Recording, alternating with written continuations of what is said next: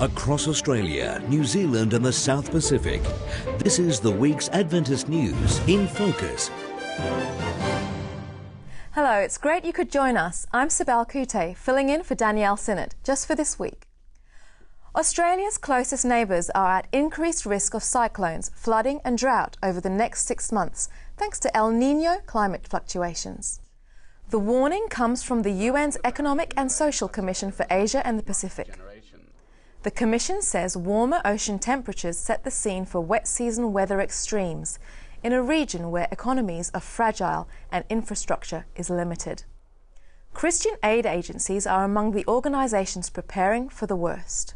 These cyclones really affect the poorest of the poor. It seems to be that they're the ones that are located in the areas where we have flooding. So here we have people who are subsistence farmers who are without not only a means of an income but food security as well. A 700% return is an investor's dream, and that's exactly what one Christian aid agency is offering on behalf of the world's hungry. The Adventist Development and Relief Agency operates around 90 hunger and agriculture projects around the world, everything from emergency food relief to garden and nutrition training. Because of co-funding agreements, they're able to add $6 to every dollar donated for their hunger program. ADRA fed nearly 7 million people last year, but says 1 out of 9 people around the world are still dealing with hunger and malnutrition. Startling statistics from the Solomon Islands show that 2 out of 3 women have suffered violence at the hand of an intimate partner, and that for 38% of women, their first sexual experience was forced. Researchers say that while religious and cultural values can hide or excuse the problem, they can also be part of the solution. World Vision's Channels of Hope program brings together faith leaders for workshops on biblical responses to tough social issues, including violence against women. Faith plays a really big part in Solomon culture, especially faith leaders are seen as influential people in most communities. We work with faith leaders and train them on Channels of Hope, basically exploring the Bible and what it says about gender relations. It is one of the best trainings I have had. I think not one of the best, I think the best. It had a biblical approach. As a pastor, I fit in well with that one. Thanks to strong lobbying by health and consumer groups, Australian shoppers will increasingly see clearer health information appearing on packaged foods.